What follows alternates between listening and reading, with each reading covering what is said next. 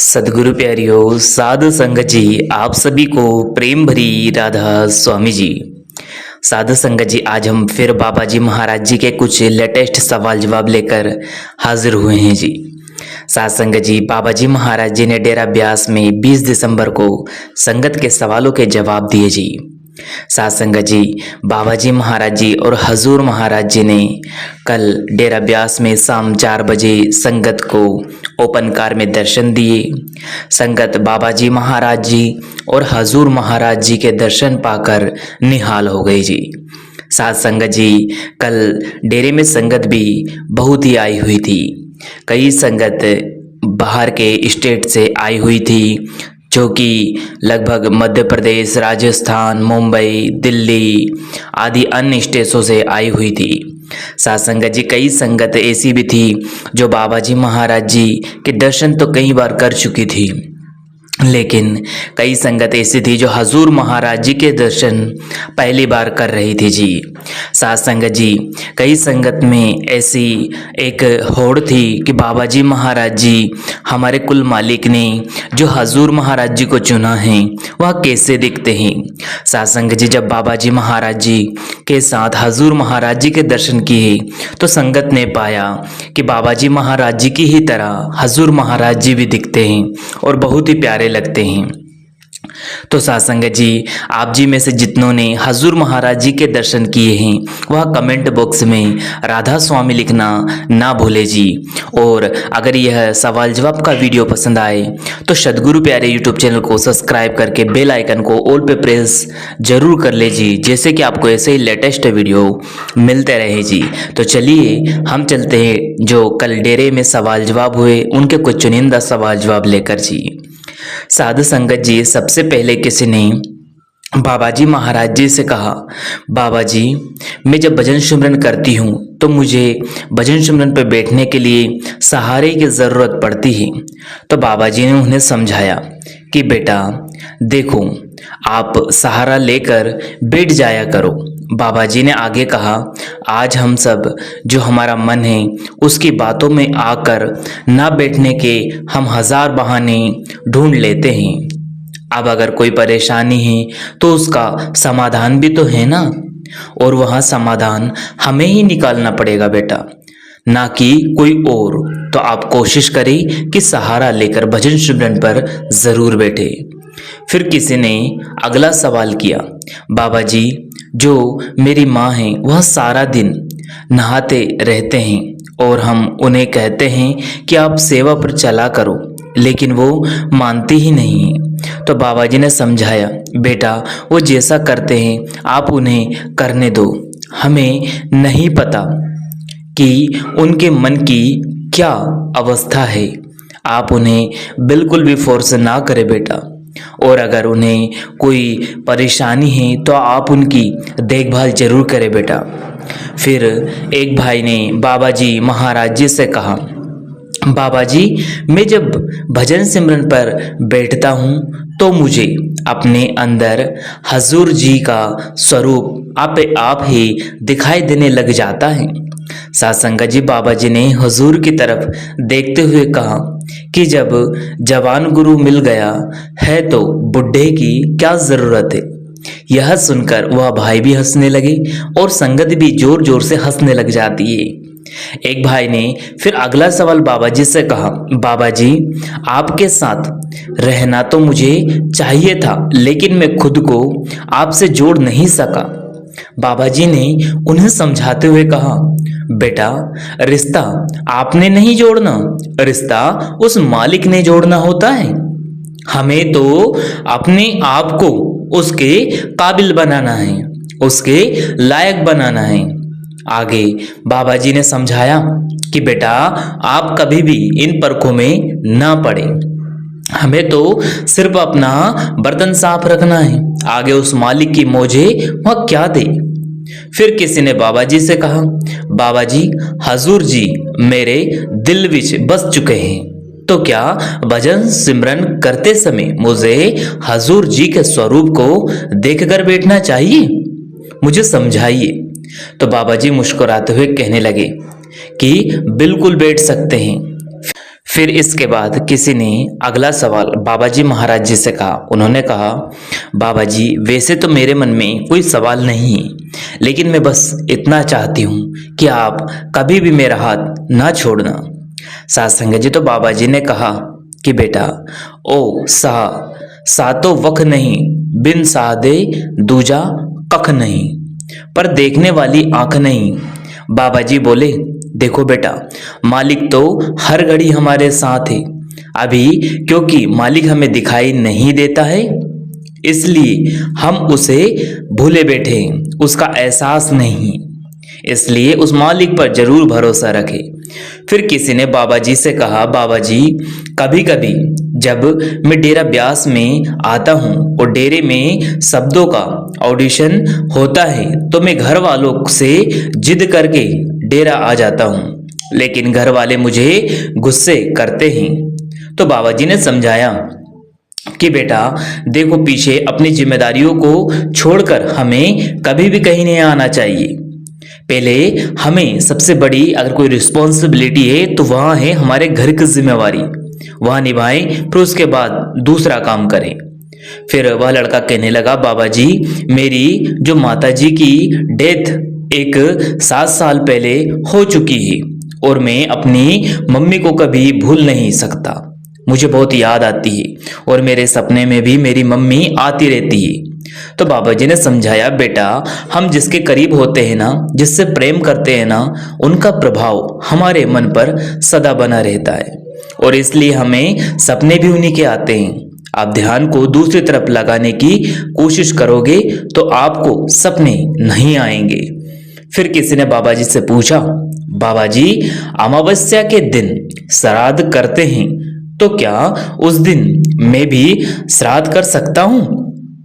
तो बाबा जी ने कहा कि बेटा मेरी तरफ से कुछ भी कर सकते हो, मेरी ओर से कोई मनाही नहीं, चाहे जो करे, बस इस बात का विशेष ध्यान रखे कि भजन सिमरन हमें जरूर करना है, किसी भी हाल में करना है।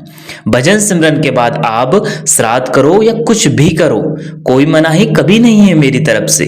दूसरी चीजों का रूहानियत से कोई लेना देना है ही नहीं बेटा, और ना ही इन चीजों को हमें रूहानियत से जोड़ना है। फिर इस सवाल पर बाबा जी ने बहुत हंसाया। आप भी सुनेंगे तो आपको भी हंसी आ ही जाएगी। संगत भी बहुत जोर जोर से हंसी। किसी ने कहा, बाबा जी मेरे जो घर वाले हैं वह मेरी शादी करना चाहते हैं, तो क्या मुझे आप बताइए शादी कर लेनी चाहिए या नहीं? तो बाबा जी ने मुस्कुराते हुए उसे समझाया, बेटा तू चाहे अपनी मर्जी से शादी कर या फिर घर वालों की मर्जी से शादी कर ले, करनी तो तुझे गुलामी ही है। इस बात को सुनकर वह लड़का भी हंसने लगा, बाबा जी महाराज जी भी हंसे और संगत भी हंसी। फिर वही लड़का बाबा जी से कहने लगा, बाबा जी घर वालों की मर्जी से शादी करूंगा तो ये तो फिर धोखे वाली बात हुई ना। बाबा जी ने कहा, अच्छा बेटा तो तू लव मैरिज करना चाहता है? इस बात पर फिर से वह लड़का भी हंसा, बाबा जी मुस्कुराए और संगत भी जोर जोर से हंसने लग पड़ती है। फिर वही लड़का कहने लगा, बाबा जी मैं बाहर जाना चाहता हूँ। तो बाबा जी ने कहा कि वो लड़की बाहर रहती है जिससे तू लव करता है? तो लड़का कहने लगा कि नहीं। तो बाबा जी वो तो यही रहती है और वो ही मुझे कह रही है कि हम दोनों बाहर चलते हैं। बाबा जी ने जोर से कहा, वाह बेटा शाबाश। यह सुनकर वह लड़का भी हंसने लगा, बाबा जी भी मुस्कुराए और संगत भी जोर जोर से मुस्कुराने लग पड़ती है। फिर किसी ने बाबा जी से कहा, बाबा जी मैं डड्डू माजरे से आई हूं और मेरे पड़ोसी कहते हैं कि तो ब्यास वालों को मानती है। इस बहन ने आगे जात पात के ऊपर कुछ कहा कि मेरे जो मोहल्ले वाले हैं, मेरे जो पड़ोसी है दूसरी कास्ट के हैं। तो बाबा जी ने समझाया कि बेटा हम किन चक्करों में पड़कर रह गए, मालिक ने सबको बराबर बनाया है, एक जैसा बनाया है। अब देखो जात पात खत्म करके सबसे प्रेम करना उस मालिक की राह है, उस मालिक को पाने की चाह है। फिर किसी ने बाबा जी से पूछा, बाबा जी आप मुझे समझाइए कि कभी कभी शादी में लोग शराब और नॉनवेज खाते हैं, तो क्या हमें ऐसी शादी में जाना चाहिए? तो बाबा जी महाराज जी ने कहा, देखो बेटा, वो उनकी अपनी रिस्पॉन्सिबिलिटी होती है, अपनी इच्छा होती है, हम उन्हें नहीं रोक सकते, वो उनके अपने कर्म है बेटा। इसलिए हमें तो अपने ऊपर सिर्फ और अपने ऊपर ध्यान देना है। दुनिया में क्या हो रहा है, कौन क्या कर रहा है, हमें क्या लेन देना। फिर एक भाई ने बाबा जी से पूछा, बाबा जी, जब हम मालिक से सच्ची प्रार्थना करते हैं तो क्या वह हमारी सुनता है? तो बाबा जी ने बहुत ही सुंदर जवाब दिया। ध्यान से सुनिएगा। बाबा जी ने कहा, बेटा, मालिक तो हम प्रार्थना करें या फिर उसको याद करें या ना करें, वो तो हर एक घड़ी हमारी सुनता है। मालिक को हमारी हर एक बात के बारे में पता है, उसे हर एक घड़ी की हमारी फिक्र है। बस आप अपना कुल मालिक को दिया वादा ना भूलें और भजन सुमरन करते रहें, वो मालिक जरूर सुनेगा और जरूर बख्शिश करेगा। तो साथ संगत जी, देखिए, उसके बाद किसी ने बाबा जी महाराज जी से भजन सुमरन के ऊपर भी कहा कि बाबा जी, जब मुझे नामदान मिले थे तो मैं भजन सुमरन पर बैठा करता था। लगभग एक एक दो दो घंटे, कभी कभी तो 3-3 घंटे भी हो जाते थे। मुझे बड़ा रस आ रहा था, लेकिन पता नहीं क्यों अब जब मैं भजन सुमरन पर बैठता हूँ तो मन ही नहीं लगता। क्या करूं, आप मुझे समझाइए और कृपा करके मुझ पे दया मेहर करिए ताकि मैं पहले जैसा भजन सुमरन कर सकूं। साथ संगत जी, बाबा जी महाराज जी ने मुस्कुराते हुए कहा कि बेटा, क्या ड्यूटी बंद हो गई दया की? बाबे ने क्या ड्यूटी बंद कर दी?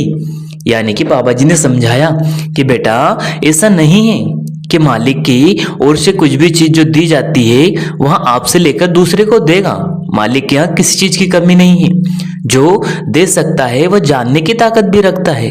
बस हमारा जो मन है वह दूसरी ओर लग जाता है, इसलिए हमारा ध्यान भटकने के कारण हम भजन सुमरन में अपना मन नहीं लगा सकते। आप निरंतर भजन सुमरन करते रहें, मन को एकाग्र करने की कोशिश करें, जरूर आनंद आएगा।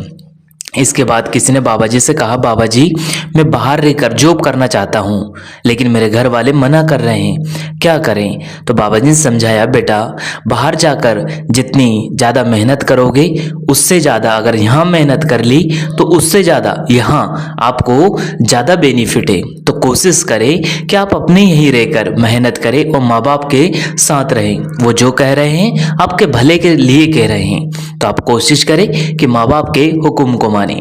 साथ संगत जी, फिर किसी ने बाबा जी से कहा, बाबा जी, मेरे माइंड में न जाने अनगिनत विचार हमेशा ही चलते रहते हैं और मैं हमेशा बहुत ज़्यादा सोच लेता हूँ। तो बाबा जी ने कहा कि बेटा, आप किसी भी चीज़ के बारे में अगर ज़्यादा सोचोगे, देखो, एक हद तक सोचना सही रहता है, लेकिन जब हम किसी के बारे में ज़रूरत से भी ज़्यादा सोचेंगे तो वहाँ जो भी है वहाँ हल तो नहीं होगा, बल्कि हम ज़्यादा सोचने के कारण उसमें और उलझ जाएंगे और वहाँ काम बनते बनते बिगड़ जाएगा। ज़्यादा सोचने से किसी चीज़ का हल कभी किसी को नहीं मिला और उसके विपरीत हमें और ज़्यादा डिप्रेशन या चिंता होने लग पड़ती है और हम अपनी, देखो, हालत को भी बिगाड़ कर बैठ जाते हैं। फिर अगला सवाल किसी ने बाबा जी से कहा, बाबा जी, कुछ जो मुझे कुछ बुरी सोच है, विचार है, आदतें है और मेरे घर वाले कहते हैं कि तू नामदान ले ले, तेरी जो ये आदतें हैं, जो तेरे विचार है वहाँ अच्छे हो जाएंगे, तो सुधर जाएगा।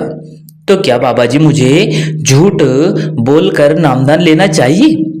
साथ संगत जी, कुल मालिक ने समझाया, बेटा, सबसे पहले तो हमें किसी के कहने पर या कोई फोर्स करता है तो रूहानियत का रास्ता चुनना ही नहीं और ना ही नामदान लेना है किसी के कहने से।